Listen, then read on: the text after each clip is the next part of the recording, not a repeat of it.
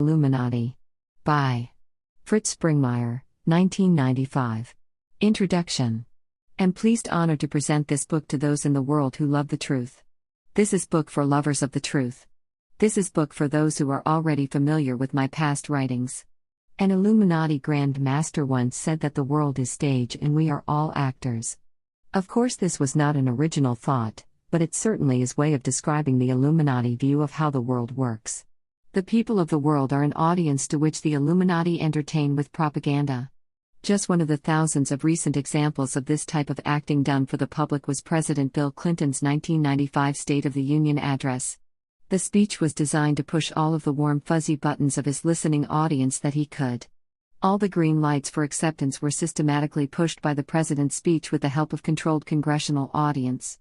The truth, on the other hand, doesn't always tickle the ear and warm the ego of its listeners. The light of truth in this book will be too bright for some people who will want to return to the safe comfort of their darkness. Am not conspiracy theorist. Deal with real facts, not theory. Some of the people write about, have met. Some of the people expose are alive and very dangerous. The darkness has never liked the light. Yet, many of the secrets of the Illuminati are locked up tightly simply because secrecy is way of life. It is such way of life that they resent the Carroll Quigleys and the James H. Billingtons who want to tell real historical facts rather than doctored-up stories and myths. Have been an intense student of history since could read, and am deeply committed to the facts of history rather than the cover stories the public is fed to manipulate them. Do not fear the Illuminati taking over this country and doing away with the Constitution, because they took over this country long ago, and the Constitution has not technically been in effect due to presidential emergency decrees since WW2. Being follower of Christ does not mean we should fear. Perfect love for Almighty God casts out our fear for the situation He has placed us in. Don't think for a moment you are going to vote the Illuminati out of office.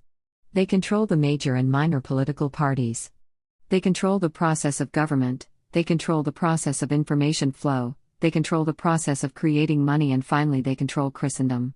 However, God controls the hearts of His people. Have provided information on how to respond in some of my other writings. This book will not tell you how to deal with the Illuminati families. This volume is simply the first of 2 volumes which is published to give an overview of what the Illuminati is. In short, the Illuminati are generational satanic bloodlines which have gained the most power. Generational Satanists describe the Illuminati as Satan's elite. This book is not written to cause fear. It is not written to provide names for witch hunt. It is not written to provide another theory. This book is not about theory. It is about the secret occult oligarchies which rule the world. When brought together, the facts of this book will begin to speak for themselves without me. Don't ask that you take my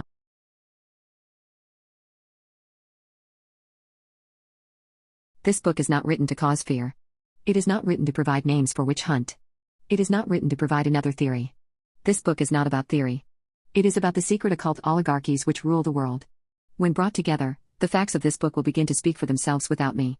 Don't ask that you take my word. Investigate for yourself. God Himself has told us that the whole world lies in the power of the wicked one.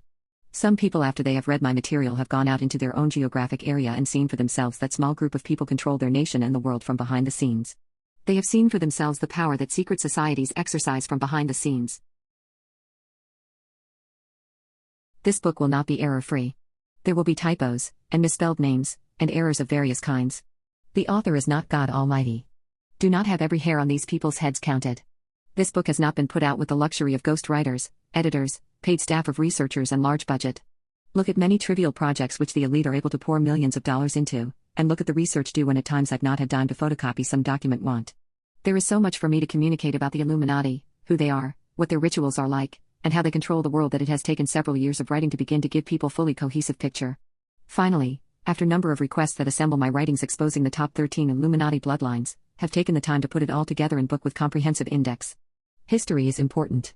In order to know where we are going, we need to know where we have been. To control the past is to control the present. The Illuminati's control over the entire learning process from cradle to grave gives them great ability to shape our frames of references. Jesus spoke about historical things. Paul reminded people of historical things. Josephus wrote history of the nation of Israel. Long ago, in the dark unwritten pages of human history, powerful kings discovered how they could control other men by torture, magical practices, wars, politics, religion, and interest-taking. These elite families design strategies and tactics to perpetuate their occult practices. Layers upon layers of secrecy have hidden these families from the profane masses, but many an author has touched upon their existence. Began my research when began to get first-hand reports from very informed people that an elite group did rule the world.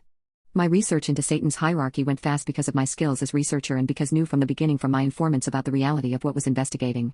My investigation into the Illuminati led me to read and pray about thousands of books. The quantity of books, newspapers, magazines and manuscripts and papers which were read to get me to where I am today numbers in the many thousands. Do not know how many nights stayed up studying and finally collapsed into sleep with blurred red eyes. Do know that was driven enough in my study that often would not stop until my eyes and mind could go no further. Men and women with sharp intellects like Edith Starr Miller, author of Occult Theocracy, and Alexander Hislop, author of The Two Babylons, have tried to research the occult world and the connections between the different groups. First, read Hislop's book in 1981. His book shows that there is continuity between the ancient occultism of the mystery religions and modern-day religion.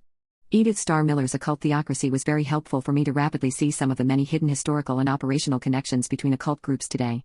Finally, the book Holy Blood, Holy Grail and its first sequel The Messianic Legacy gave me deep insightful look into the 13th bloodline.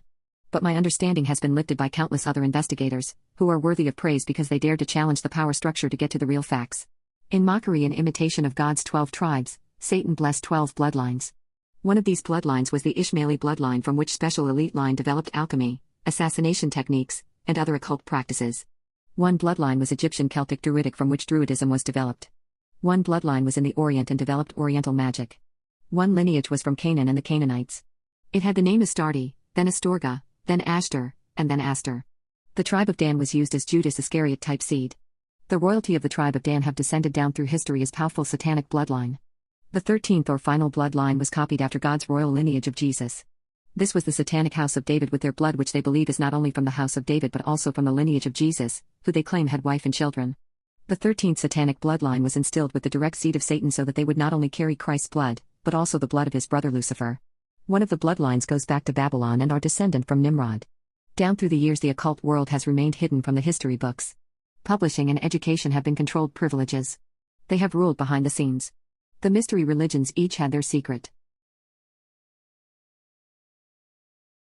councils which ruled them, and these councils themselves came under the guidance of secret Supreme Grand Council or governing body.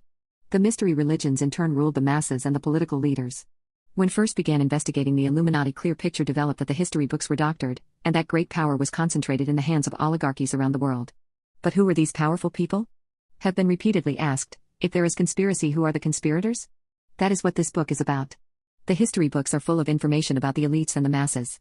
Interestingly, upon very close scrutiny and examination, the investigator finds that the elite have perpetuated their power for centuries, and have worked hand in glove with other elites to control the masses.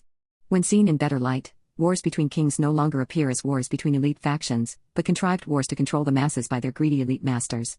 But who are these people? The answer may not be the answer some might expect, because power comes in many shapes and sizes. Power doesn't have to have high visibility to be active. In fact, due to the evil dark nature of these evil bloodlines, they have traditionally tried to remain secret. Am indebted to people who have stepped out of the generational satanic bloodlines of the Illuminati and who have given their lives to Christ for many of the tips which got my investigations on the right track. This book tells what many witnesses of generational Satanism would like to tell, but are too intimidated to tell. Witnesses like Tom Collins, and John Todd, and David Hill have tried to testify what they themselves saw. They each were destroyed. But the truth will not die with Tom Collins or David Hill. The truth did not go out of fashion just because John Todd was framed and dishonored by the Illuminati's henchmen. Several people from different places have confirmed that there are 13 Illuminati bloodlines.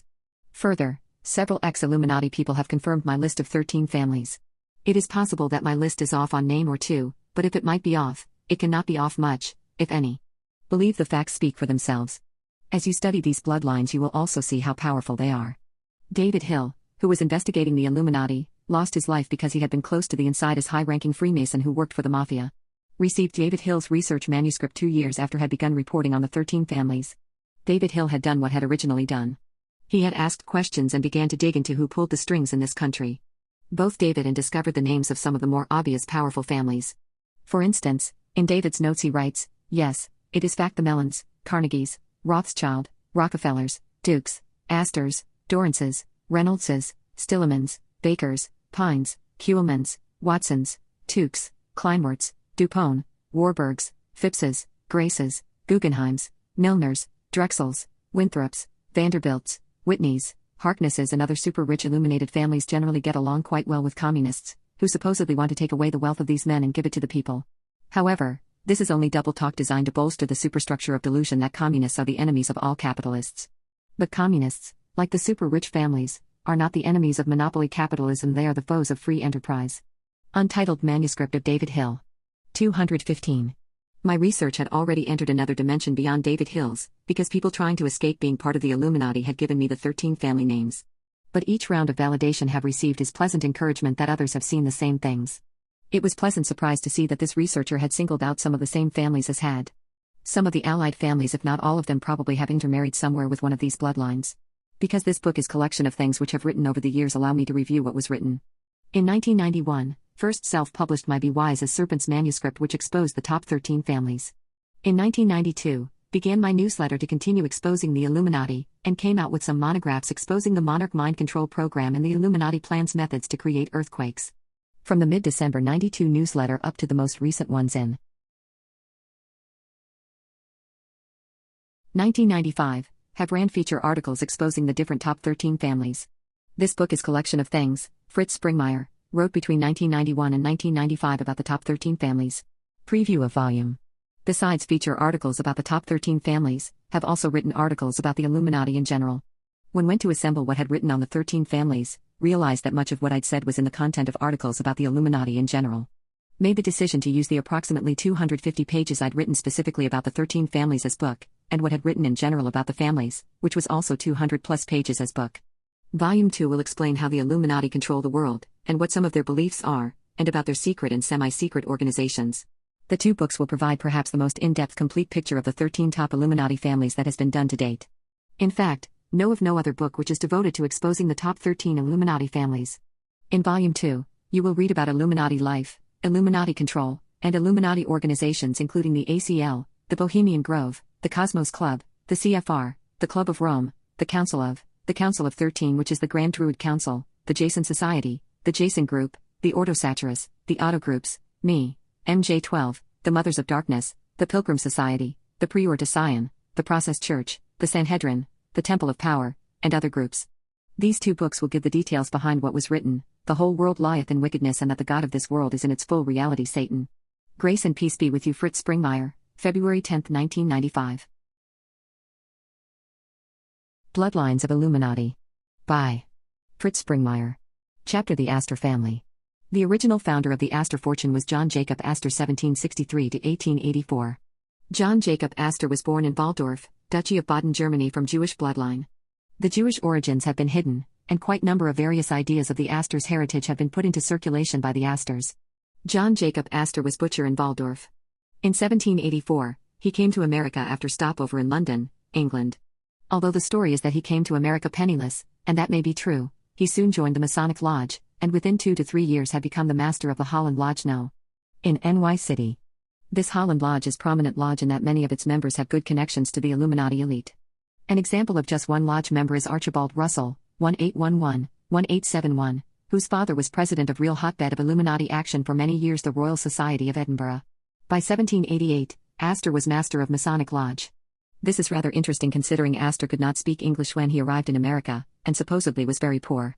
John Jacob Astor was always very famous for being cold-hearted, antisocial, man who didn't have charm, wit or grace. This quote comes even from relative of the DuPont family who wrote sympathetic biography entitled The Astor Family. If this man lacked social graces and was so cold, and was so poor during his first years in the U.S., why did he rise to such prominence in Freemasonry? Certainly not because of his social graces. For instance, one time later in life at meal given for elites, when his hands got dirty at the table, he reached over and used the shirt of the man beside him to wipe his hands. The original financial break came by carrying out series of shady and crooked real estate deals in the NY City area. The next break came when two men who are now known to have been in the Illuminati gave John Jacob Astor special government privilege. The two men were President Jefferson and Secretary Gallatin, both Illuminati members. The United States government had placed an embargo on all U.S. ships from sailing with goods in 1807. But Astor got special permission from these two men for his ship to sail with its cargo. His ship sailed and made close to $200,000 profit in that day's money.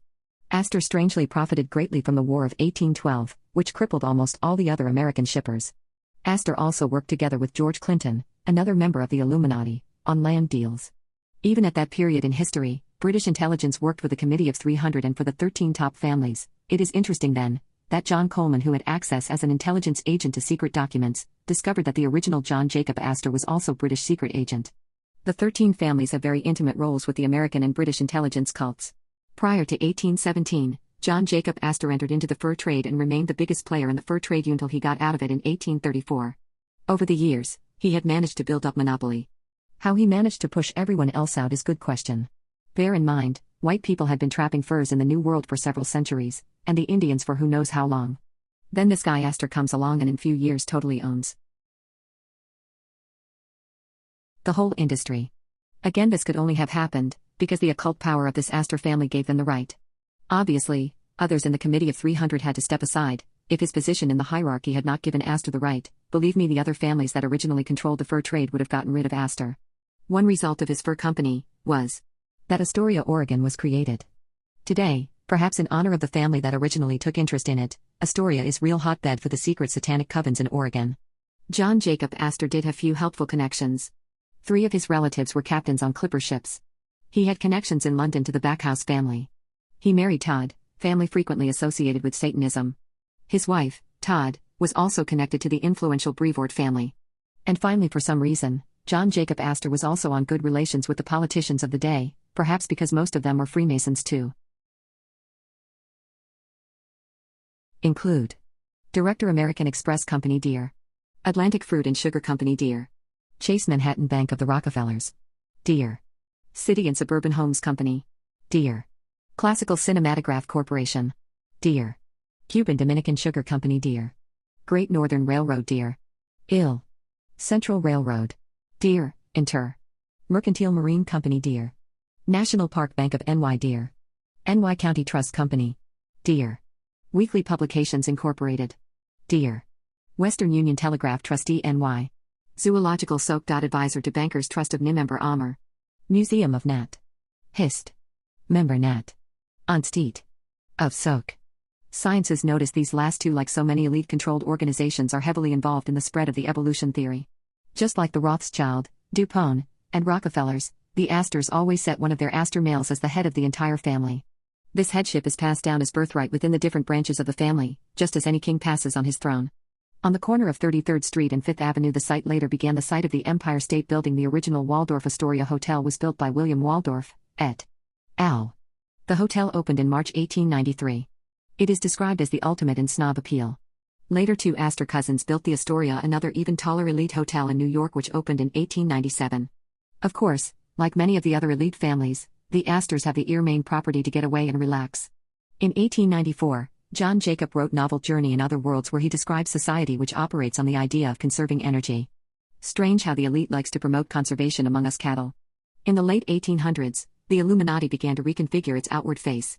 The higher levels started creating innocent-sounding cover organizations to hide their meetings behind. In 1901, the Astors contributed toward the creation of the Pilgrim Society, which was the cover organization for Amer. Brit. Princes of the Illuminati. Believe at least 5 Astors are now members of the Pilgrim Society. The Pilgrims had recently included David Astor, John Jacob Astor VIII, and William Waldorf Astor III. And during the 1970s, Baron Astor of Hever was the president of the London branch of the Pilgrims. This implies that Astor of Hever was at least the next level up in the chain of command. The Astors also have been very prominent in the group, which is Britain's equivalent to the Skullbone Soak. In Britain, the Astor, along with about 20 other families, dominate the group, just as certain families like the Whitneys in the US help dominate the Order of Skullbones. Again, as was earlier pointed out, the key to understanding Satanism is the bloodlines. In 1910, the muscle and bone branches of the Illuminati reconfigured themselves with the creation of the Round Table groups in 1910. The Astors were the part of the financial backers behind the Round Table groups, along with Abe Bailey. Rhodes and Milner were key players as setting up the Society of the Elect, super-secret top circle of Illuminati. Rhodes' trust, in part helped by the Astor, helps finance the Rhodes Scholarship System. Rhodes' high-ranking Freemason wanted the Masonic claptrap as part of these various new groups, but Milner and Brett did away with the Masonic rituals and costumes, etc. In 1919, the Royal Institute of International Affairs RIA was created. And the Astors were the major financial backers of the RIA, which functions as the cover of the Illuminati.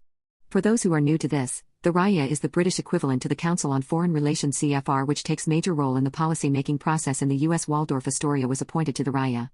Just above the CFR RIA are Round Table groups, which were initially named by Cecil Rhodes as the Association of Helpers. Cecil Rhodes set up the Rhodes Scholarships to recruit and bring top men from several nations to Oxford to be initiated into the Illuminati and to learn about how to bring in one world government, so the initial selection into the Rhodes program is degree of the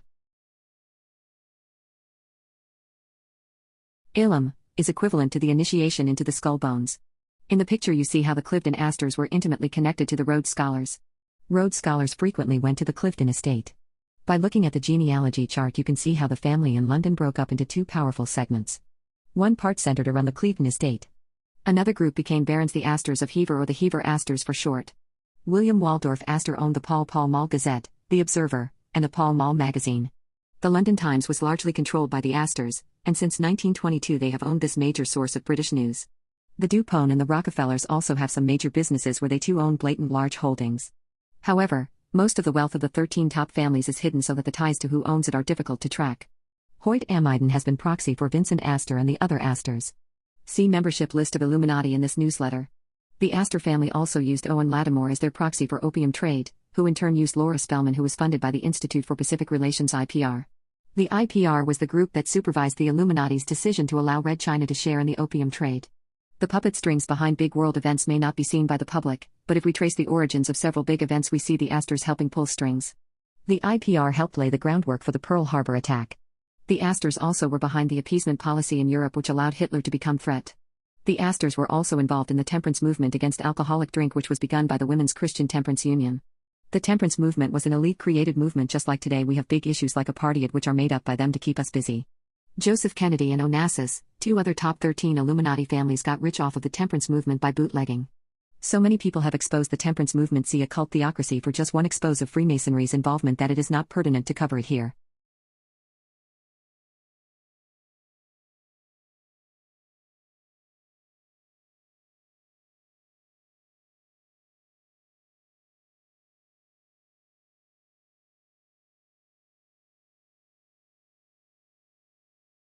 Today's equivalent of the temperance movement is the drug war. Carl Jack Astor, one of the world's most powerful men, was among those who went down with the Titanic. To his honor, he didn't have to sacrifice his life, but did. If he had been scoundrel he could have chased woman and her children from some lifeboat. Many sermons have been preached on the significance of the Titanic, and personally I am beginning to feel that God laid it on the hearts of so many of his ministers to understand that the Titanic was judgment upon the pride of the world. More specifically, it was warning to the New World Order's elite. Another Illuminati invention was communism. This has been so thoroughly documented, don't know why I have to state it here, except that there are still people who haven't taken the time to study it out. James 2. Billington's book Fire in the Minds of Men, very scholarly work, and occult theocracy are some good starting points to study this. The Fabian Society was also connected to the Illuminati. For instance, Illuminati Prince Professor George Edward Gordon Catlin, Pilgrim Sock member, was member of the Fabian Society's executive committee. The Fabian logo is wolf in sheep's clothing. Fabians like H.G. Wells, who wrote so eloquently on the New World Order with such books as The New World Order, Modern Utopia, The Open Conspiracy, Blueprints for World Revolution, was wolf in sheep clothing. H.G. Wells made the New World Order something that sounded advantageous to everyone. Utopia of sorts. That is not what it will be. During the 1930s, the Fabian Socialists created the Political and Economic Planning Group PEP.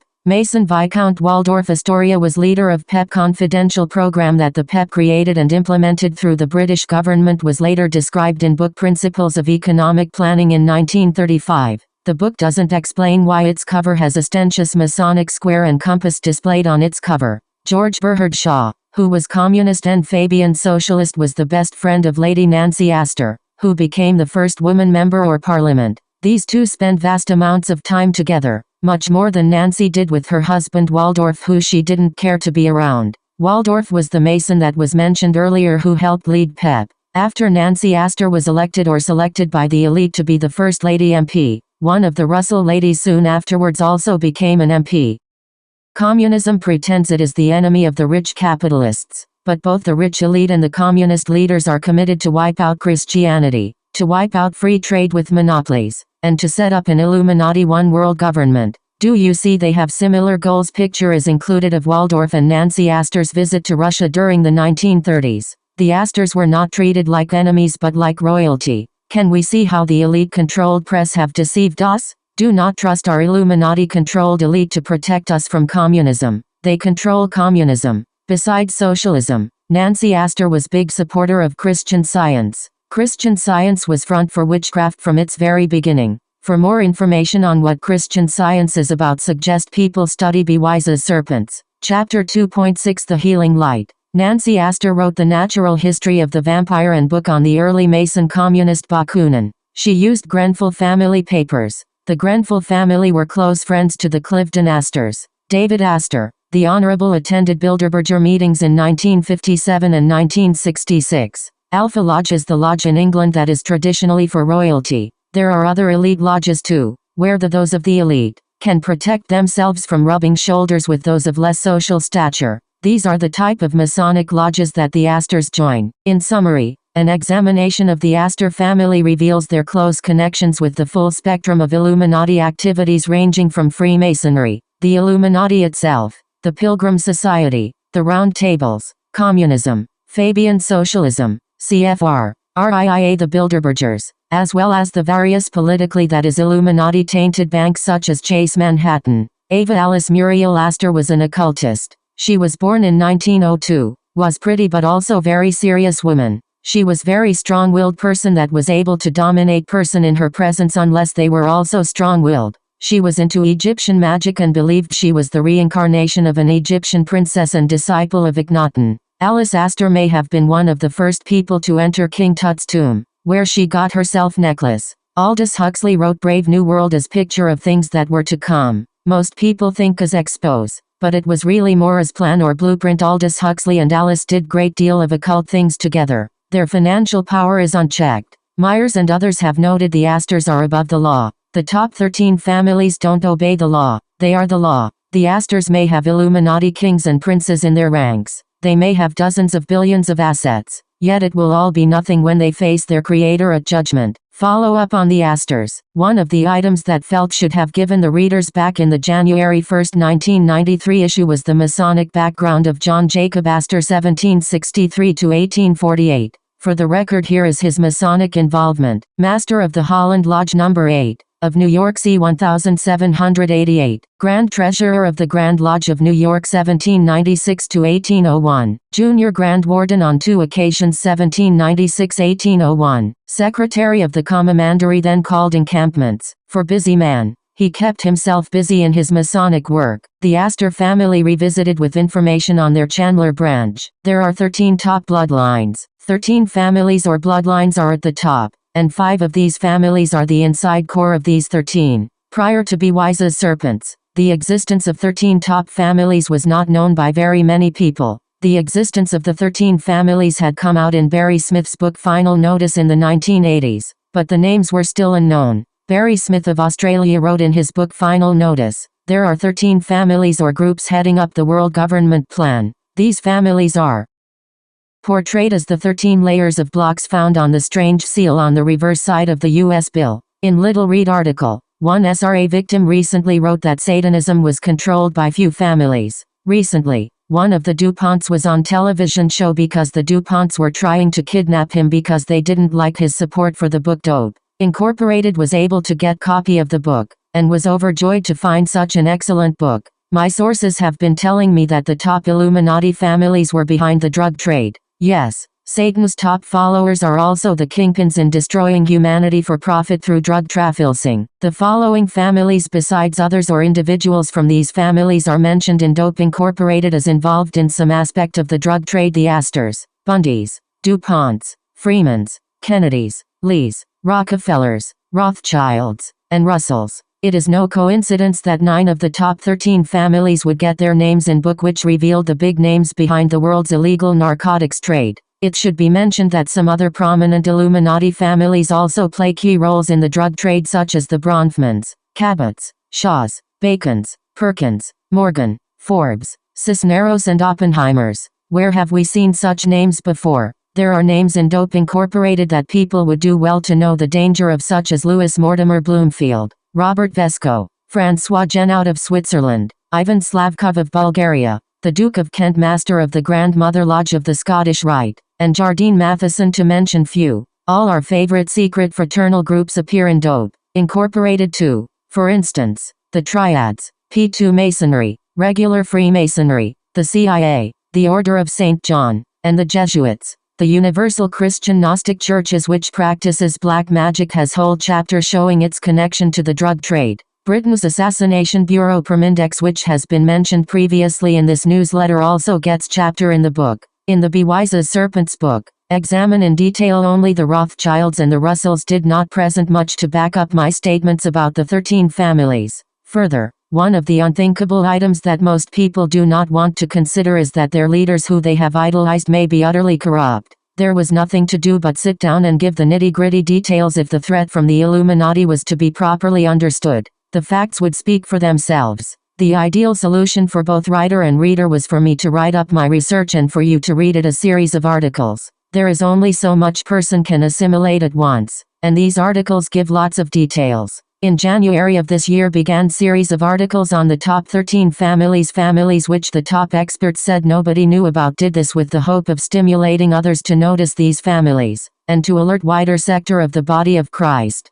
The young colleague David J. Smith, who wrote part of the Jan article on the Illuminati, was led to carry out further research. In addition to what the Jan article had, most of this article's information on the Astors then is result of David's research. Difficulty in determining the facts. Most of the material put out on the Astors shows the unmistakable mark of distortion by writers and historians giving information in line with what the Astors wanted the public to get. Books on the Astors contain both believable and unbelievable material, fact and fiction. Some of the real facts may remain obscured forever, but that has not stopped us from getting the most accurate picture we could reconstruct. The Astors do not make the task of investigating them easy. They have been very secret and very deceptive since they arrived in this nation. John Jacob Astor, the first prominent Astor, was notorious liar. He was known on occasion to invent romantic tales for the edification of people who annoyed him with questions. Men who knew him best were, therefore, neither ready to discredit completely all legends about his exploits nor to repeat them as gospel.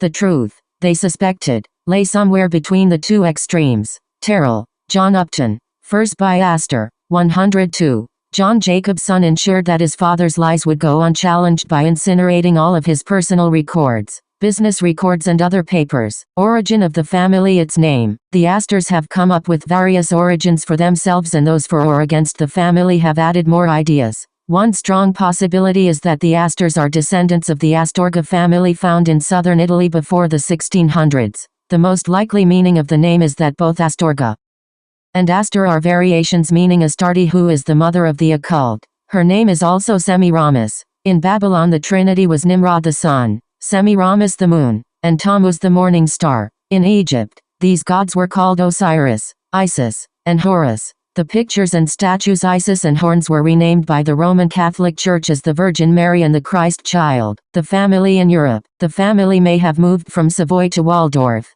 Germany, although it is not certainty. The best explanation from the available clues indicates that Waldorf's coven had some important personages in the witchcraft satanic system and that Johann Astor's family had power. At that time in Europe, the Astor family had no chance to turn their occult power into success. The power and class structure in Europe was rigid and gridlocked. The boundaries between peasant and aristocracy were solidly in place. So the family looked to the New World to transmute their position in the satanic hierarchy into financial wealth and power. Johann Astor in Waldorf was only butcher. His best son John Jacob 1763–1848 was selected to establish the House of Astor in America. John Jacob Astor goes to America. At age 16, John Jacob Astor quit helping the family butcher business, went to England and then later to America. Looking at the details of things, and piecing the truth together, it appears that his satanic authority was already in place, because he was able to travel to England, and as German-speaking peasant converse face-to-face with the Backhouse family in England. Of course the biographers make it sound like John Jacob Astor left Germany for himself, rather than his family. Michael Astor gives glimpse of John Jacob's mission. He concentrated almost entirely on building fortune, on escaping the poverty of his childhood and establishing secure financial position for his family in America. Astor, Michael.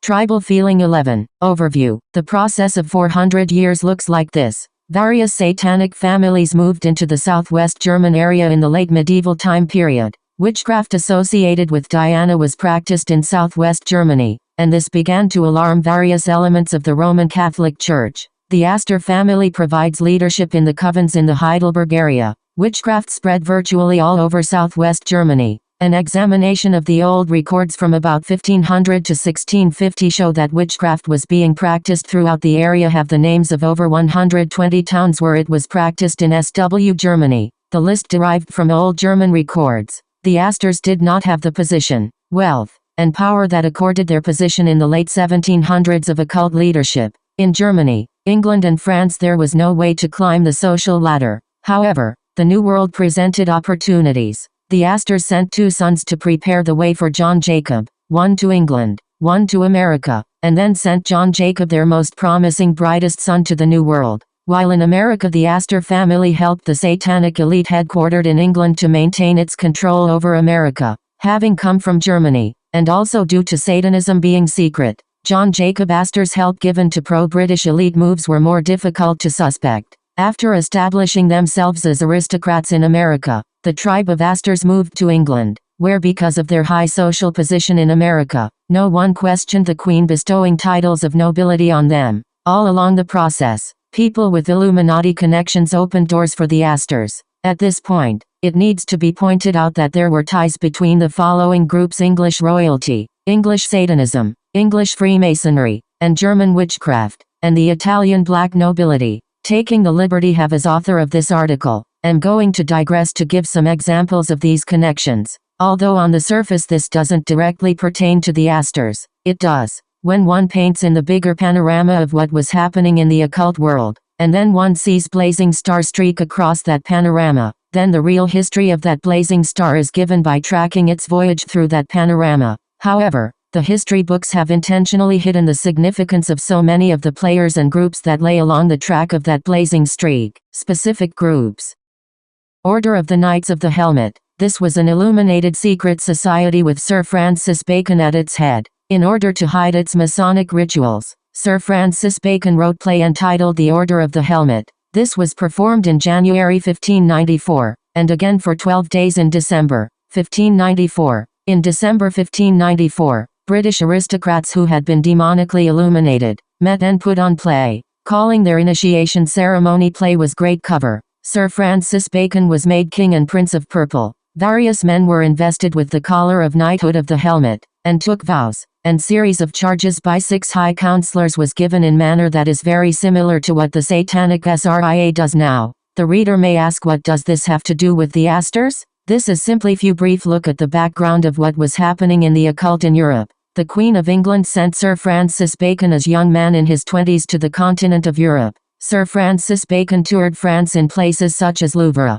St. Cloud, Blois, Paris, and Poitiers. He also traveled to Germany, Italy and Spain. He visited the various royal courts, such as the court of Marguerite de Valois. Marguerite was married to King Henry of Navarre. Her mother was the evil Catherine de Medicis. Sir Francis Bacon also met with many secret societies. At Marguerite's court he spent time with the Pleiad fraternity, which was a group of intellectuals. According to the best biographer of Sir Francis Bacon, who was Alfred. Alfred spent his entire life studying Sir Francis Bacon. Sir Francis Bacon was initiated into large number of secret occult societies when he was on the continent of Europe. He learned Kabbalistic magic, Egyptian mysticism, Arabian mysticism, and the customs of the German Steinmetzen. Alfred Francis Bacon's Life Story, London Writer Company, 1988, page 10.4. This information has been provided to give some feel for how the occult in Europe was in contact with its various parts, and that its tentacles included many of the royal families. Hellfire Club. This was secret satanic cult which was associated with early Freemasonry. When the connections became known between the Satanists of the Hellfire Club and the elite of Freemasonry, Freemasonry and the elite made some radical moves. First, Freemasonry publicly proclaimed that it had nothing to do with the Hellfire Club when the Hellfire Club was publicly disbanded by the government acting on orders from people that tied in with the club. Later, quietly the club was reconstituted. Philip, at Duke of Wharton 1698–1731, who was the second person of nobility to be Grand Master of England's Freemasons, GM of the Grand Lodge 1722, November 25, 1723, was president of the Hellfire Club.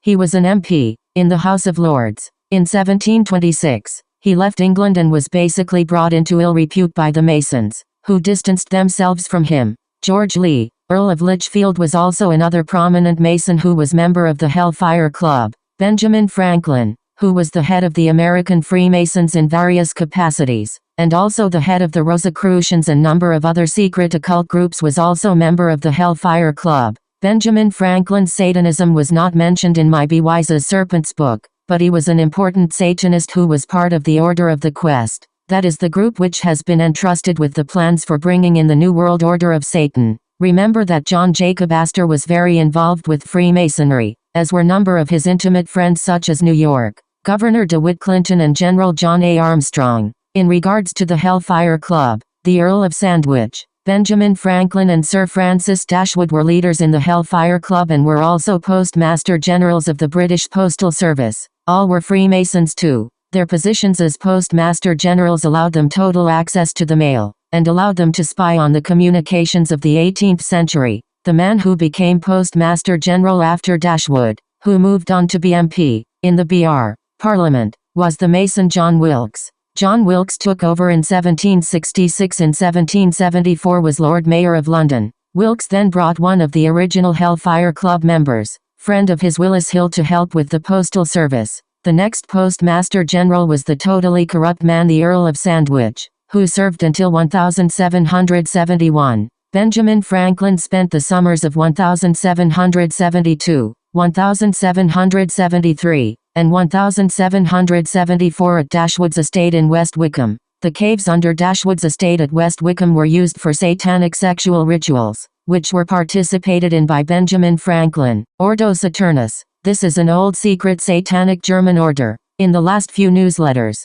have been educating people on the meaning of Saturn. It means Satan. This previous information helps us understand John Jacob Astor IV when he writes in his book Journey in Other Worlds, the souls of the righteous departed were found on Saturn, where, to background of weird music, pulsating hearts, luminous brains and centers of spiritual activity quiver with motion. Side comment: John Jacob Astor IV had reputation for his insatiable sexual lust to women. One of the people we have to investigate in relation to the Ordo Saturnus is Valentine Schoen, who was John Jacob Astor's mentor in Waldorf, Germany. Schoen may well have belonged to an organization such as Ordo Saturnus. John Jacob Astor leaves Germany for England, America. John Jacob Astor arrived in England and may well have been introduced in England to British intelligence by his brother George. At any rate, he got involved in British intelligence, which has always been closely linked to Freemasonry and the elite. He spent time socially with the Backhouse family, which an aristocratic family. How do you suppose such supposedly destitute young man could be accepted so easily into the Backhouse social scene?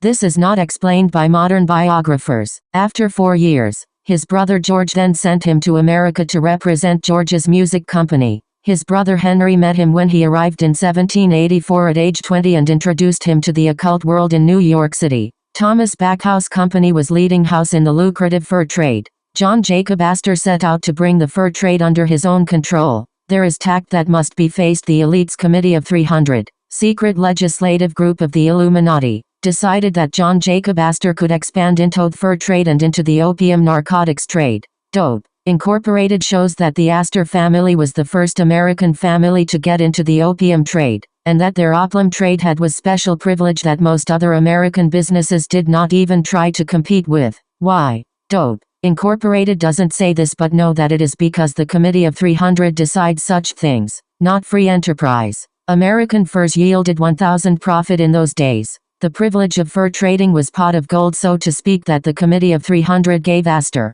and it could only have happened because the Astor family in Waldorf was already part of principal satanic bloodline. The Illuminati members of the Astor family today use their influence to help those of the Illuminati in their dope trade. William Backhouse, the American representative of the London Backhouse family, and John Jacob's brother Henry were two of John Jacob's initial contacts in the New World. Soon John Jacob had met all types of people involved in New York's occult world. John Jacob married Sarah Todd. John Jacob's stepmother Christina Barbara is described as the perfect, cruel fairy tale stepmother. John Jacob raised the principle of self-interest to the level of philosophy and claimed for himself natural superiority over his less able and less powerful fellow men. sort of God-given right to exploit the world and its inhabitants for his personal gain. This was not mere cynicism, but genuine belief that in some way he was among the chosen people for whose convenience and advancement life was ordered. Such people make history, but they also pervert it in human terms because their world and the codes that govern it have nothing to do with morality. Sinclair, David. Dynasty: The Astors and Their Times. 59. Astor took Freemasonry seriously. Governor DeWitt Clinton rose unusually fast in the degrees, but the German immigrant John Jacob, who talked at times as if he had marbles in his mouth, was not far behind him. Astor eventually caught up to Clinton. Terrell. Furs by Astor. 84. DeWitt Clinton's uncle George Clinton, who served as Jefferson's vice president, was also member of their Holland Lodge No. 8. Archibald Russell of the Russell family, as well as 2 members of the elite Livingston family, were members of this lodge too at the time. The Livingston family were participating in the Committee of 300 at that time. One of my Masonic reference books states that business at the Holland Lodge No. was conducted in German. If so, why were all these other men involved with it who apparently had English as their mother tongue? In the January 1, 1993 issue, Astor's dirty real estate deals and his activity as drug kingpin were discussed. However, Astor's connivance to create nation on the West Coast wasn't. Thomas Jefferson, who have now come to realize was part of the Illuminati, was in on the plot. Jefferson said that he hoped for the establishment of an independent nation on the Pacific coast, bound to the United States by ties of blood, language, and friendship. The Northwest was to become sovereign nation under Astor's rule. The plan failed miserably due to a variety of reasons. Another item that was missed in the earlier article was how John Jacob Astor profited by using his own courier system and powerful friends to profit from the War of 1812. Astor knew the War of 1812 was coming, and he set himself up to profit from it in several ways. His Masonic brother and friend John Armstrong (1758–1843) helped the British war effort as the American Secretary of War. Descendant of John's, later married into the Astors. Astor himself helped the British when he could profit by it. The 2 Illuminati, Jefferson and Gallatin, gave Astor special sailing privileges which netted him much profit. When war was declared against Great Britain, Astor sent agents to the British forts in Canada to inform them. This gave the British advance knowledge of the war, before the Americans' troops knew. This allowed the British to seize northern American forts and to ensure that the British had control of the region's fur trade. This was essential for Astor to get control of the fur market, because then when the British furs were embargoed he had less competition. He obtained special permission from the president to import all furs owned by him and held in Canada before the war. He used this permission illegally to trap new furs. When the war ended, Astor was able to heat everyone else to Europe with his furs and make killing. Astor cleared his name of shame by sending Washington, D.C. information about mutiny at British fort, which allowed the U.S. Army to take advantage of the enemy's weak condition to capture the area. John Jacob Astor traded in guns, and his firearms were used in at least one Latin American revolution. Bear in mind, Latin American revolutions have all been planned in Masonic lodges.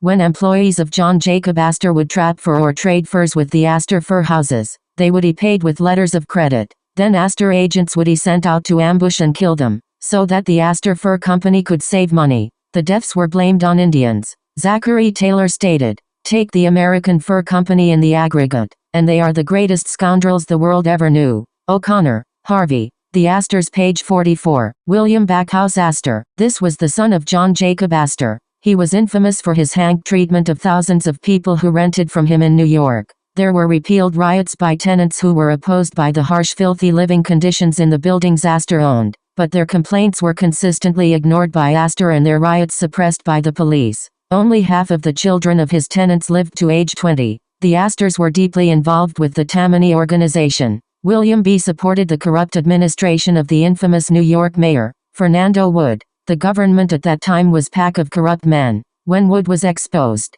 Astor's involvement was overlooked. This is another example of Astor power. John Jacob III. He was the son of William Backhouse Astor. He was just as haughty, just as cruel, and just as corrupt as his father and grandfather had been. He created sweatshops for the poor masses living in his New York tenements. He also supported corrupt politicians such as the criminal boss Tweed, who ran NYC. The Tweed ring stole millions of dollars from the city of New York. Before they finally got caught and sent to prison, Mayor Tweed and gang cost the city $200 million. Again, John Jacob Astor III's power allowed his involvement to be basically overlooked by the press, while Tweed went to prison for life. The Chandler branch. Most of the Astors took off for England, but one branch of the Astors that is clearly involved in Satanism and the occult is the Chandler family. The Chandler family have Astor blood via Mattie Astor Ward. The Chandlers' parents died at an early age, and the Rokeby estate in New York was given by the Astors so that cousin Mary Marshall could raise the Chandler children. The Chandler family is one branch that clearly shows all the earmarks of the satanic hierarchy. The behavior of Robert Chandler, Elizabeth Chandler and Armstrong Chandler have all the classic earmarks of having MPD, and having suffered SRA. The Rokeby mansion that the Chandler family lived in was haunted house of the first rate. Fairies, ghosts, signs and potents, and all type of occult activity takes place at this mansion. 10.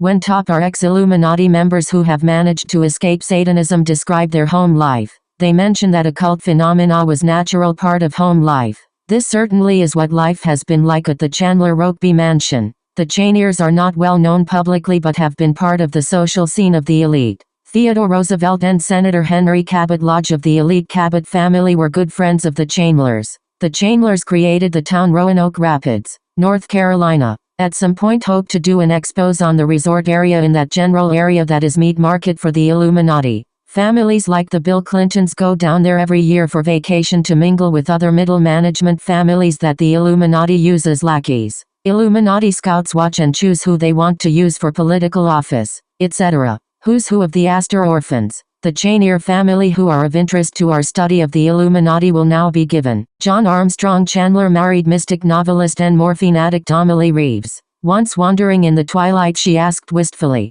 "Do you think if drank whole cupful of warm, bubbly blood, would see real fairy?" Then there had been the period during which she suffered anguish over the thought that Satan was banished from paradise forever. She prayed with tears that ultimately he might be pardoned and readmitted to celestial bliss. Thomas, lately. The Astor Orphans Pride of Lions 76. John carried on spiritual experiments in what he termed esoteric Buddhism. Due to his obsession with this practice and business fight with his brothers, they put him in an insane asylum. He finally did get released. One has to wonder what the whole story was behind the incarceration. His esoteric Buddhism or faculty was trance state where spirit spoke or did automatic writing through him. His eye color would change when the spirit worked through him. Margaret Livingston Chandler retained the rights to Rokeby. She married into the Aldrich family, which is another Illuminati family. The Aldriches now own Rokeby. William Chandler was friend of Tom Foley, who was the Tammany district leader of the Irish-Italian district east of City Hall.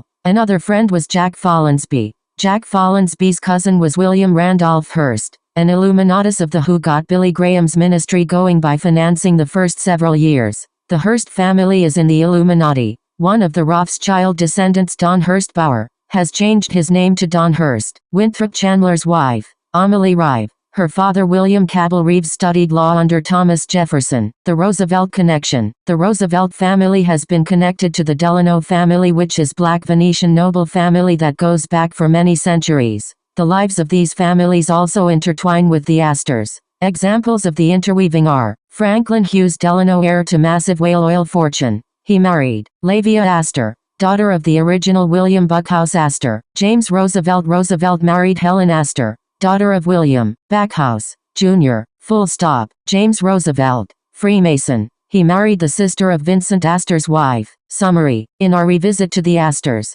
we have examined in more detail the early life of John Jacob Astor and his connections to Satanism. We have touched on his son and grandson who led the Astor family after John Jacob died. We have seen more of their meanness and connections to corruption. We examined both Satanism and the occult had hold on England even back when John Jacob Astor came to the New World. Three important occult organizations of the 17th-18th century were introduced. We, 11, have looked at the Chandler family, branch of the Astor family which is part of Satanism. We also looked at how the Roosevelts and Delano families have been associated with the Astors. 12.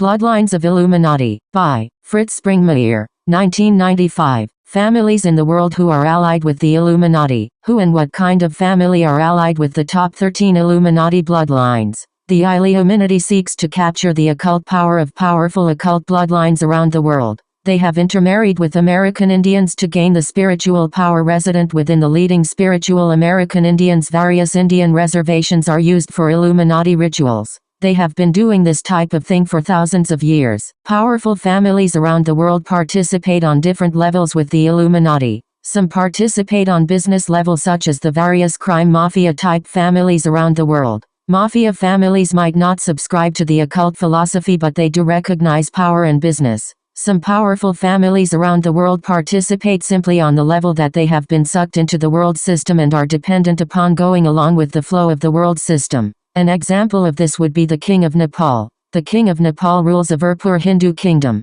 The British Empire has done great job in trying to make Nepal dependent upon them. Nepal was given British protection. Their leading families were given British educations, and their leading tribe of warriors, the Gurkhas, have been serving as British mercenaries. Should the King of Nepal break loose from his advisors and take an anti-NWO track, his throne could be taken away via revolution or invasion. The NWO has the capacity to arrange for the Indian Congress Party to invade or some other destabilizing factor. The British MI and the American CIA have also stationed assets agents in the country. However, the trump card in sucking nations like Nepal in is to create conflict like the Cold War and then apply Hegelian dialectics. Many nations around the world have been forced to cozy up with the British and Americans because of the Cold War. Secretly manufactured and secretly controlled international conflicts are a great way to take away the independence of some of the smaller nations. The King of Nepal has for many years feared invasions from either India or China. However,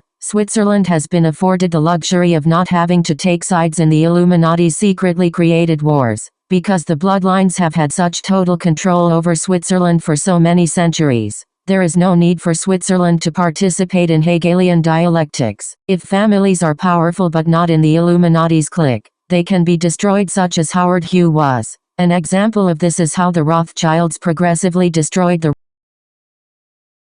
Romanovs, the Russian imperial family. But the Romanovs were also an occult bloodline, and so the Illuminati secretly took children of the imperial family to serve as breeders for the Illuminati so that the Illuminati could channel in the Romanovs' occult blood into their bloodlines. The families that control Switzerland go back to Venice. Some of the Phanariot families of the Byzantine have had enduring powerful lineages. The Venetian and Genoese banker international commerce families have produced some enduring powerful lineages. Families from these groups have tended toward Satanism, Gnosticism, or cults that are not Christian. In this category, we can mention Darius Socinus of Venice. Note also that the Warburgs, who work so closely with the Rothschilds, are descendants of Abraham del Banco, an old banker in Venice. The Warburgs in turn are related to the Rosenbergs of Kiev, Russia. Some of your old aristocratic Russian occult bloodlines were the first to financially help Hitler's fledgling Nazi party. The powerful bloodlines diversify into different last names,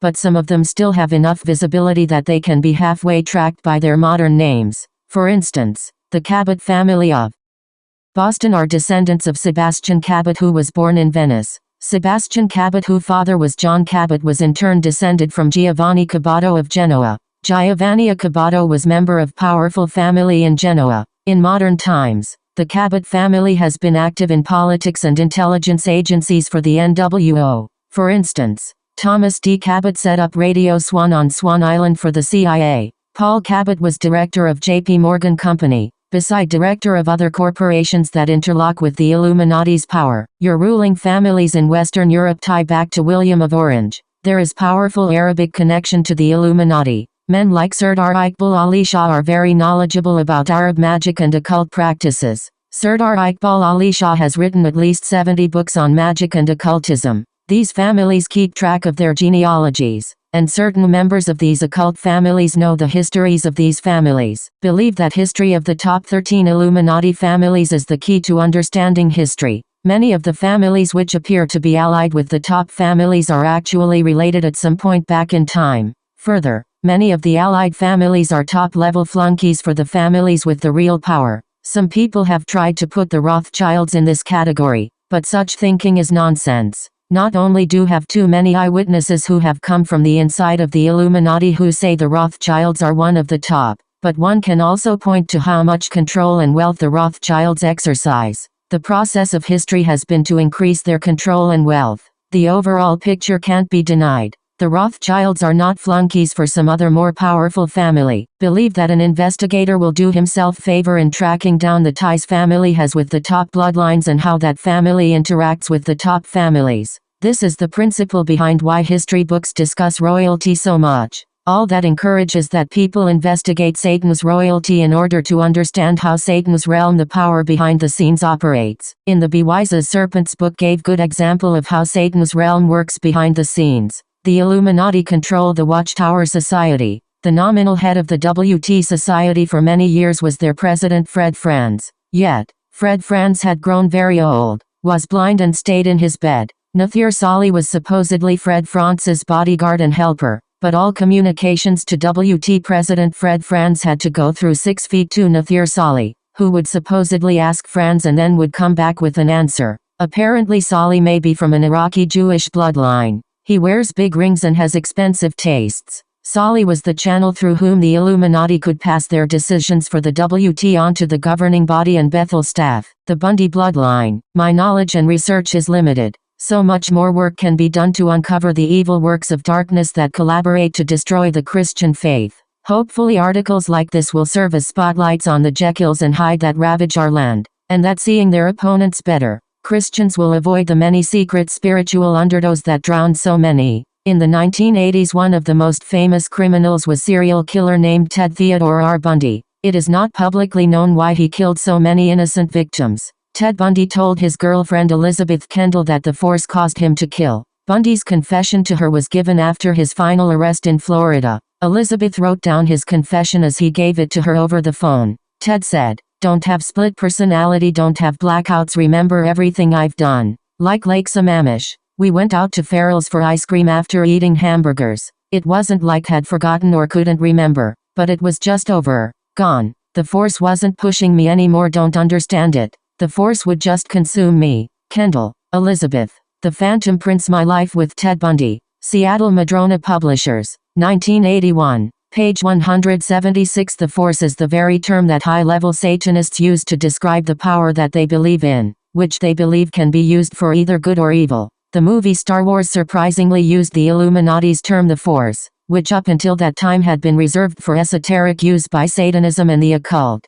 This is part of the plan to take the occult and its goals and instill it into the public's thinking and goals, so that the conspiracy becomes an open conspiracy with the general public promoting the drive toward witchcraft as the world religion and its one world government. Who was Ted, and why did he do what he did? There are a great number of unknowns about Ted, and although it appears to the public that the newspapers covered his crimes thoroughly, often appearances can be very deceiving. If Ted Bundy was related to the Bundy family of the hierarchy, we could expect several things almost without doubt. One, that his satanic activities and any occult connotations to the murders would be kept very secret by the police, the newspapers, and his family. 2, that information about the case and Ted Bundy would be closely contained. Interestingly, when recently went to research Ted Bundy, every copy, all 4 of them, of the book Ted Bundy Conversations with Killer by Stephen G. Michaud had been stolen from the Portland Central Library. One of the other books on him was also missing, and the other was overdue.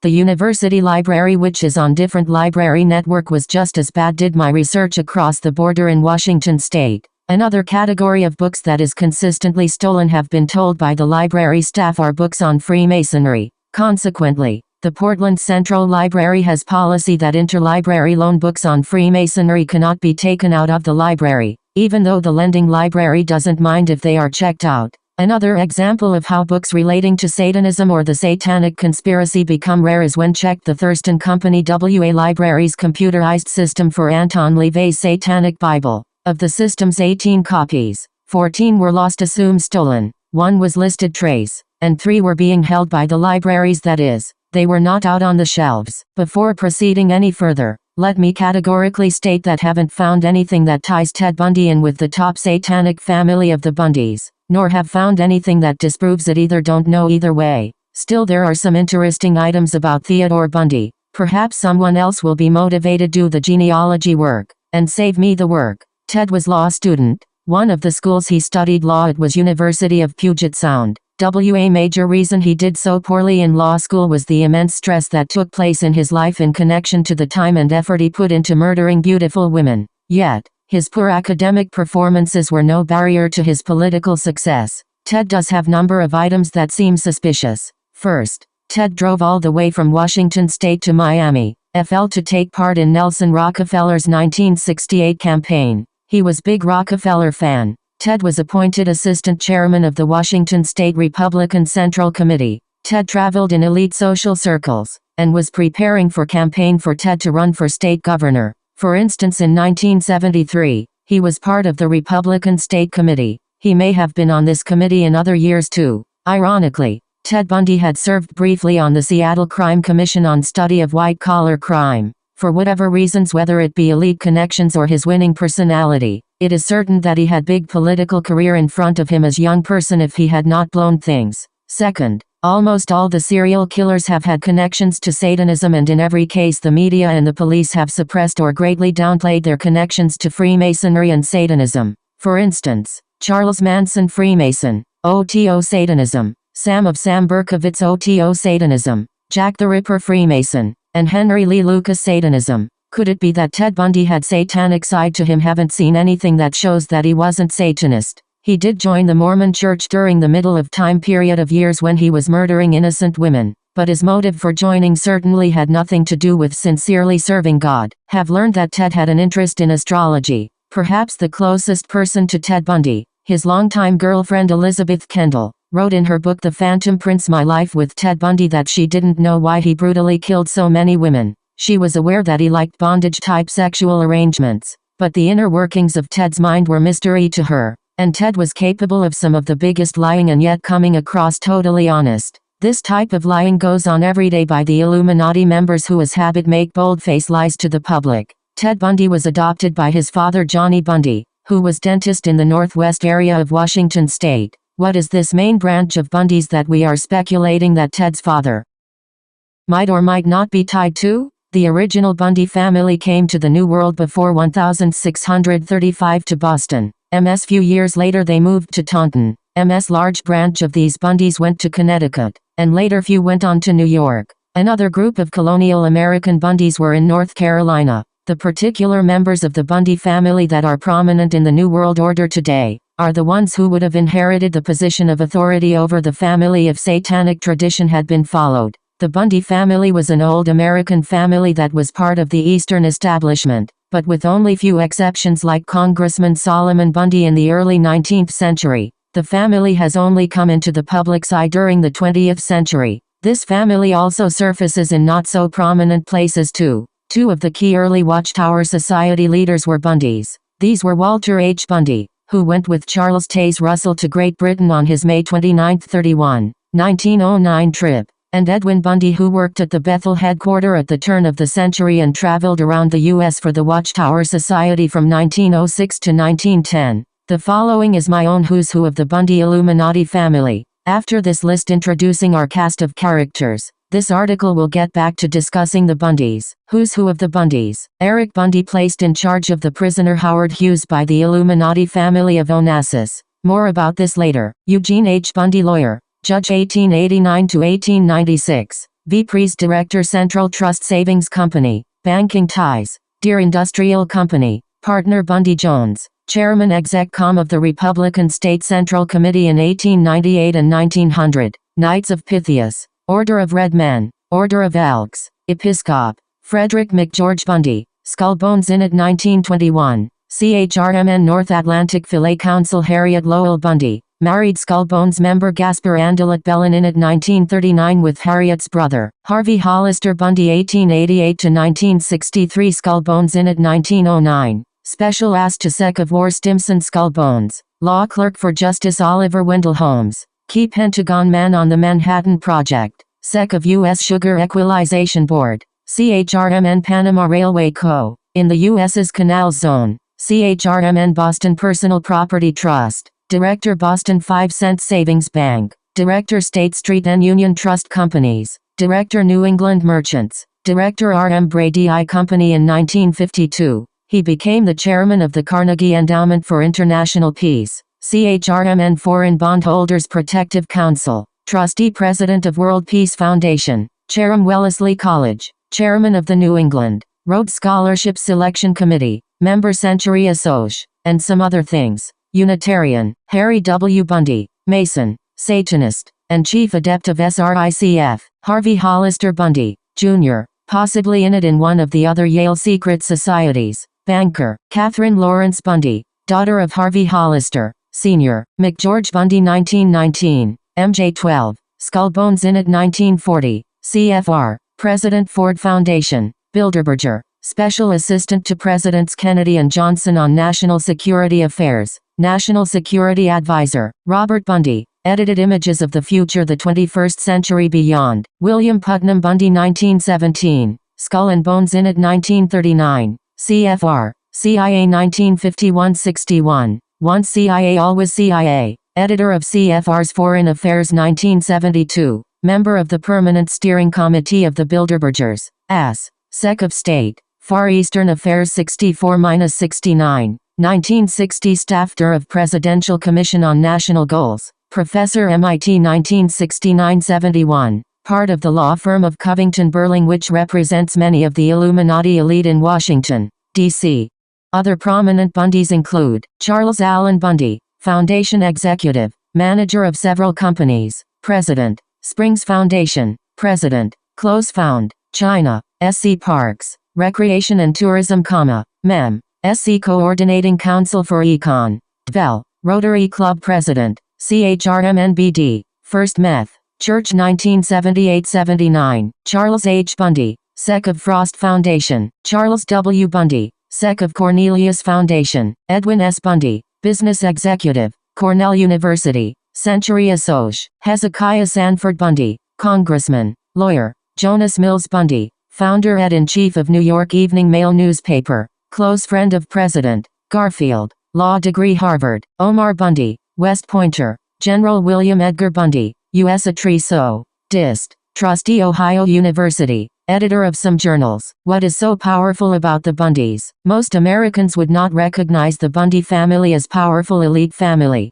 However, during recent history, two Bundy brothers held the key positions that controlled most of the information that was fed to U.S. presidents during the Kennedy and Johnson administrations. When Johnson took over after J.F. Kennedy was assassinated, McGeorge Bundy was in the key position as NatSec, advisor to determine what the president did and didn't hear. His brother was in key State Department position. Both Bundy brothers were also fraternal brothers of the Illuminati Order of the Skull and Bones. Interestingly, Jonas Mills Bundy 1835-1891 was key advisor to President Grant, President Garfield, and President Chester A. Arthur. McGeorge Bundy and his brother William P. Bundy have held important CFR and important Bilderberger positions. This in itself makes it clear that the position and power of these two men is extensive. McGeorge Bundy sat on MJ12, which is the Council of Wise Men that rules the United States. C.B. Wise's Serpent CHPTR 2.13 for an explanation about what MJ12 is and documentation.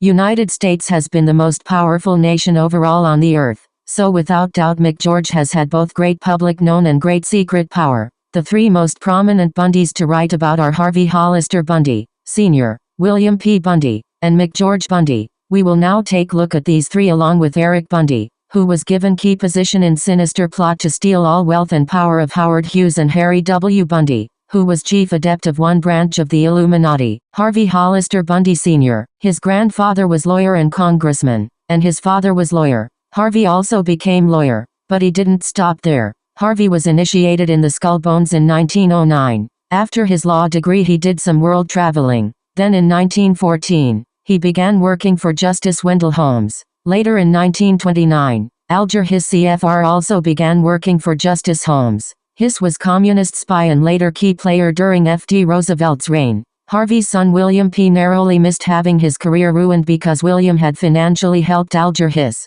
Harvey had 5 children. 3 of these had ties to the Skull and Bones Order also. Harvey became the AS. Secretary of State in July 1931 until March 1933, under Henry Louis Stimson. Secretary of State H.L. Stimson was also Skull Bones member in it 1888. Harvey's son McGeorge would co-author book with Stimson entitled On Active Service in Peace and War in 1940. Harvey was special legal assistant to the U.S. Secretary of the Treasury. Harvey became the special assistant to the Secretary of War during WW2. He traveled with the sec of war overseas numerous times. It is often said if you want to know where the real power lies, look at man.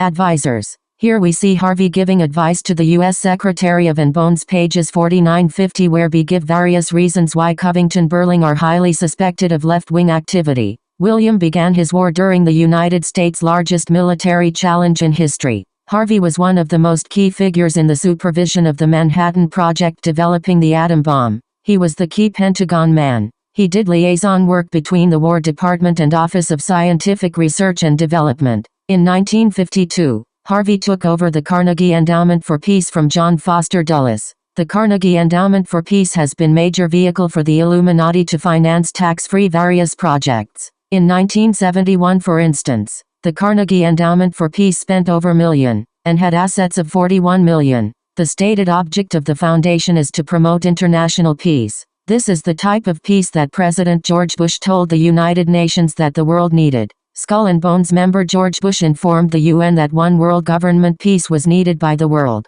Harvey got the job at Carnegie because Alger Hiss had been convicted of perjury. John Foster Dulles was on record recommending Alger Hiss to replace himself. See Eleanor, Allen and John Foster Dulles and Their Family Network by Leonard Mosley. 311. The various men who run the various Carnegie Foundations work with the Rockefellers. William P. Bundy. William P. Bundy started out his career in 1947 working for Covington Burling, which is firm that represents many of the Illuminati in Washington, D.C. Covington Burling appears to have been conduit for the Illuminati to create left-wing political movement in the U.S. Read Anthony Sutton's book America's Secret Establishment, an Introduction to the Order of Skull. Career working for the CIA at this time 1947. And in 1951 he quit Covington Burling to begin openly working for the CIA as an analyst, and then as assistant to the deputy director of the CIA. His job as assistant required him to get atomic energy clearance. In 1953, Joe McCarthy had caught on to the New World Order,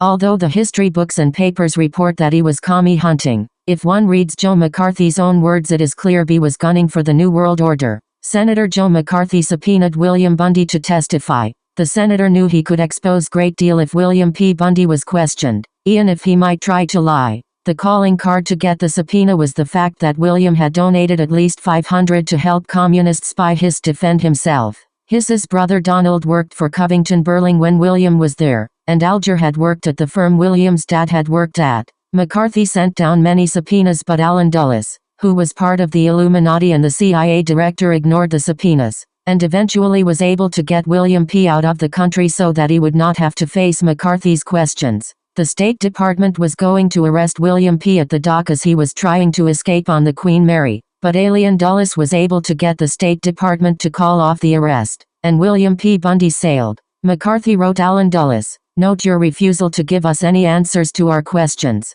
Your insistence is very revealing. It would seem that the last man in the world who would try to protect and hide the facts about one of his top officers Bundy association with, and contributions to, convicted traitor would be the head of the CIA. Think it necessary for me to call your attention to the tremendous damage you thereby do to this organization. That the matter cannot and will not rest here is, of course, obvious." Biography of Eleanor, Allen and John Foster Dulles and Their Family Network by Leonard Mosley. Page 322. Lou Russell, who was an important figure in the House Un-American Activities Committee, who was part of the Illuminati power structure. This is something one wouldn't expect. It appears like some of the men McCarthy thought were on his side weren't. While the Hiss-Bundy affair led to McCarthy, genuine patriot, being killed and discredited, someone else who was socialist and lackey of the CFR was given wide publicity as an anti-communist hero from what happened to Hiss. Funny how the credit is distributed by the establishment media. This socialist was Richard Nixon CFR. He was given false credit for convicting Hiss CFR to build false public image as an anti-communist crusader. Nixon did not do the footwork etc. to get Hiss convicted, contrary to the false image the establishment newspapers and history books give. Later, protected by his anti-communist mask, Nixon would recognize Red China, among many other pro-communist NWO acts, by trying to subject member of one of the top 13 Illuminati families to congressional questioning. McCarthy had signed his death warrant. It was not long before the Illuminati killed McCarthy, and they have dragged this great patriot's name through the mud. Skull and Bones. George Bush was still taking pot shots at Joe McCarthy during the 1992 presidential campaign. William P. Bundy commented on the help Allen Dulles gave him throughout his affair with the following words: "Guess there was an element of tribal loyalty in the way Allen handled this, that he knew me, he knew my brother. Sort of fellow feeling for the comradeship of the CIA, but also tribal feeling toward set of people who were in law firms, entered government when the need was felt, could be invited back to the house. Yes, that set of people is called the Illuminati." In 1960, William P. Bundy, while still with the CIA, was placed as the staff director of the MU Presidential Commission on National Goals. If national goals are seriously being set, then that implies that something is happening above and beyond the American people voting at the voting booths, congressmen voting at the Capitol, and the marketplace simply functioning. Indeed, there is guiding hand behind events which is taking us down pre-planned route to achieve Illuminati goals. Bundy's Commission on National Goals set down goals that are Hegelian philosophy. The goals state that the individual has duty to advance the will of the state, and that the state is to stimulate changes of attitude. The American citizen in the years ahead ought to devote larger portion of his time and energy directly to solution of the nation's problems. Many ways are open for citizens to participate in the attainment of national goals. America's Secret Establishment, page 50. Eric Bundy. The Illuminati uses what is called Hegelian philosophy. Thesis is set up.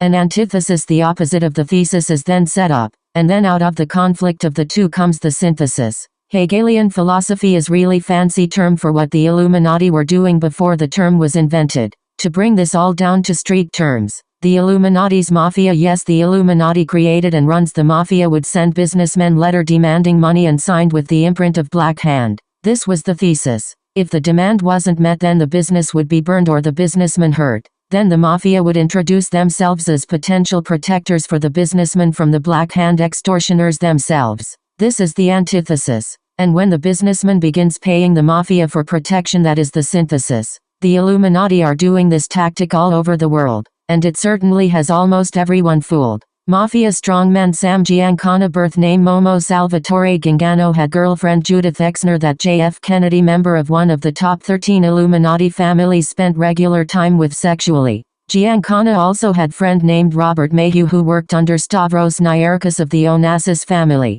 Stavros Niarchos is Bilderberger and nephew of Aristotle Onassis. The Onassis family, of the top 13 Illuminati families, runs the mafia. Robert Mayhew worked for Giancana and the CIA. Why was CIA agent willing to help Giancana wheel? As indicated in other places, the CIA is run by the top Illuminati families, and so is the mafia. This CIA agent, or mafia man, or Illuminati henchman, whatever you want to call Robert Mayhew, shows up in the details of the Kennedy assassination and the kidnapping of billionaire Howard Hughes. Robert Mayhew and other men like him had infiltrated Howard Hughes' organization prior to the kidnapping. In March 1957, wing or branch of the Illuminati under Onassis, commonly known as the mob or mafia, kidnapped the upstart billionaire and genius Howard Hughes. Now do you see what happens to competition to the Illuminati top 13 families? Either you join them, or you are destroyed. Satan must keep his organization intact. From the best inside information have obtained concerning this area of Illuminati activity, apparently 2 who were look-alike to Howard Hughes were used.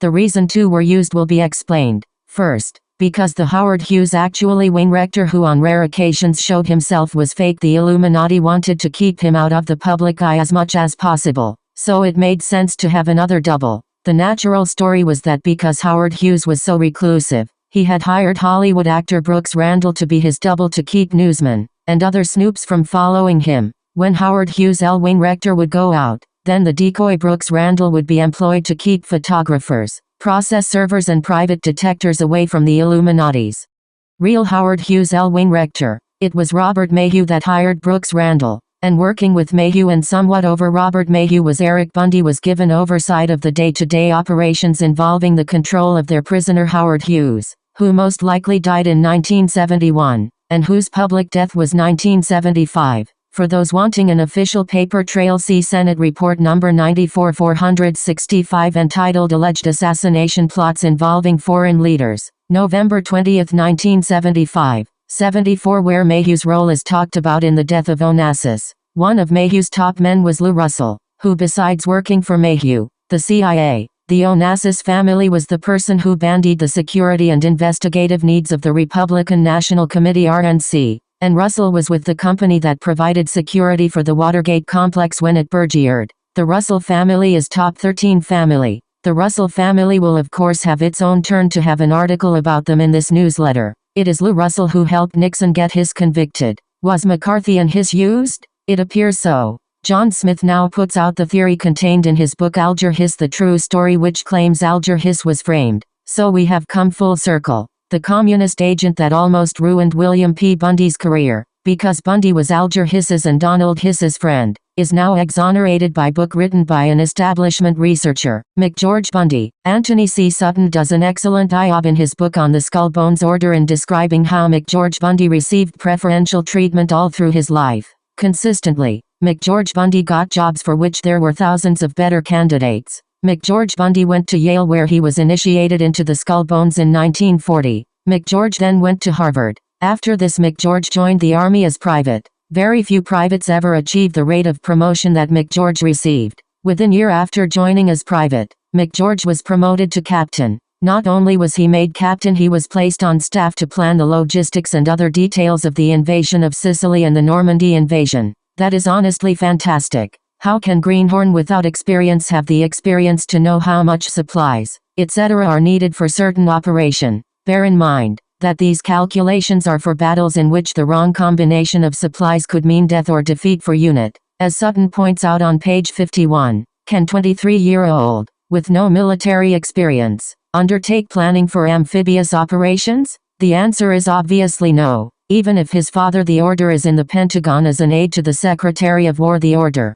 After the war, McGeorge continues his phenomenal climb from job to bigger job, often with no credentials. 1945. He becomes assistant to the Secretary of War and company author's book with Stimson. Then McGeorge, without any experience or credentials in economics, becomes consultant to the Economic Cooperation Administration. Then he becomes foreign policy analyst for presidential candidate Thomas Dewey. Christians may recognize from the instruction that the Bible gives that pride warps our abilities to accurately see how much pride has been installed in men like McGeorge that they feel comfortable to hop from one unqualified position to another and to make weighty decisions. 1949, Bundy was invited to Harvard University to teach as an assistant professor, and in 4 years is made the dean of the Faculty of Arts and Sciences at Harvard. How does anyone become dean of prestigious university department after 4 years of teaching? Not only has McGeorge been treated as if he is an instant military genius, an economic whiz, now he is Dean of the Arts and Sciences. Bundy becomes the National Security Advisor. From 1961 to 1966 he is the Special Assistant for National Security Affairs to the President. This gives him great control over what the presidents are told. For instance, on pages 177-178, Sutton quotes conversation between McGeorge Bundy, Dean Acheson Scroll Key, another Illuminati initiation point, and President Kennedy, recorded in memorandum. President Kennedy is led to believe that the United States has deserted its ally of Portugal to aid nationalists in Angola, when in fact the U.S. was supporting Marxist guerrillas, that is communist guerrillas. In 1966, McGeorge was appointed president of the Ford Foundation, another Illuminati foundation that is promoting their agenda. McGeorge brought in Harold Howe to be vice president, position that Howe was unqualified for, except that Howe was Skull Bones' brother and was team player that would help promote the New World Order agenda with its Hegelian philosophy and socialism. Both of the Fords on the foundation board resigned in disgust at the way these skull and boners were using the Ford Foundation. Harry W. Bundy. Harry W. Bundy was Mason, Satanist, and the chief adept of the Colorado part of the SRICF. To clarify to the reader what this all means, allow me to inform you about the structure Satan has built. Pure Satanism, in order to function easier, has set up some branches which are secret, but if the public hears about these branches, they have veneer of respectability. Dr. Wynne Westcott, famous Satanist and the supreme magus of SRIA, wrote the rare book History of the Societas Rosicruciana in Anglia 9. It was privately printed by these Masonic Rosicrucians on December 30, 1900, and later received the Br. Museum Press mark of 0475H54. Within this rare book, the leader of the SRIA spells out the purpose of the organization to the Brotherhood. The aim of the society searching out the secrets of nature to facilitate the study of the system of philosophy founded upon the Kabbalah and the doctrines of Hermes Trismegistus. Hermes Trismegistus, as many of you know, means the thrice greatest Hermes, who was the Egyptian scribe god who is claimed to be the author of all magical writing. Hermes is credited for the grossly evil satanic witchcraft rituals that the ancient Egyptians and modern Satanism continue to practice. For an excellent exposé of the connections between the Egyptian Book of the Dead, Masonic rituals and modern Satanism, suggest David Carrico's book The Masonic Egyptian Satanic Connection, obtainable from followers of Jesus Christ. 5220 Ashley Dr. Evansville, Indiana, 47711. As was just writing, number of branches of the Illuminati were created with the same pattern as the Bavarian Illuminati, and these branches sometimes refer to themselves as Illuminati, and rightly so, since they are integral part of Satanism. One branch has been set up within Freemasonry called Societas Rosicruciana. They coil themselves Rosicruciana and Christians. How they attach the arm of Christ to Satanism is beyond my imagination. Perhaps the Christ consciousness they seek justifies in their minds calling themselves exclusively Christian. Whatever they want to coil themselves, they practice magic and Satanism. Number of daughter organizations have sprung up from the SRIA, such as the Golden Dawn, the Stella Matutina and the Ordo Templi Orientis Odo. The SRIA also worked closely with German Illuminism and the Theosophical Society. In England, the Societas Rosicruciana SR is named SR in Anglia. In Scotland it is SR in Scotia. In Greece it is SR in Grecia. In Canada it is SR in Canada. And in the US it is SR in Civitatibus Foderitas. The membership is very exclusive, and my understanding that there are about dozen US lodges called colleges with about 40 members each, which lends me to guess they have an exclusive membership of about 500 in the United States. Membership in Societas Rosicruciana has included such notable Satanists such as A.L. Waite, Eliphas Levi, and Kenneth Mackenzie. It has included that Luciferian Albert Pike too. Within nation the arena are divided up into provinces, each of which has college, their fancy word for Satanic Lodge. On APR 20, 1948, Harry W. Bundy became the chief adept of the Colorado College. 2 letters by the supreme magus of all the SR groups, Win Westcott, are photocopied so that the reader can read for himself from the SRIA supreme magus lending magician that they are connected to the Illuminati. See for yourself. An interesting point in light of what have printed in other newsletters. The Mass College in 1393 printed book by its supreme magus Gould, which declares that the grand central sun of the universe is Alcyone in the Pleiades. Shades of Alice Daly and C.T. Russell, one of the most knowledgeable people to try to expose the New World Order and the satanic hierarchy behind it, said, "It remains for the student to follow every line of inquiry to the point of concentration where nil threads are gathered and systematically manipulated for the eventual destruction of Christian civilization. It may lend to the B'nai B'rith, the Universal Israelite Alliance, India or Tibet, but in any case thorough and complete study of Rosicrucianism, embracing Minute 1 of Rosicruciana in Anglia and its various branches, will be great step taken in the direction of uncovering much of the political and moral chaos of present day." History of Mankind, page 510. Interesting that this expert would say this. The threads go back to 13 top families, and wouldn't you know, several of their people are lenders of the SRIA, including Harry W. Bundy. The Bundy family has been very powerful family in American history, which has managed to keep itself out of the limelight. Often the members, the Bundys, have had power by virtue of being advisors to those in powerful positions. P.S. Congressman Rees, real hero, tried to go farther, expose the connections between his, though Carnegie Endowment Fund, the Morgan Bank, and the rest of the tax-exempt foundations. The Illuminati moved mightily against Rees. Simplified bibliography. Almanac of Famous People, Census Records. National Cyclopedia American Biography, Sutton, Anthony. Americas. Order of Skullbones, Voorhis. Harold Supreme Magus 9. Masonic Rosicrucian Societies. 10. Bloodlines of Illuminati. By Fritz Springmeier. 1995. The Collins Bloodline. The next family in our series of articles on the top 13 Illuminati families is the Collins family.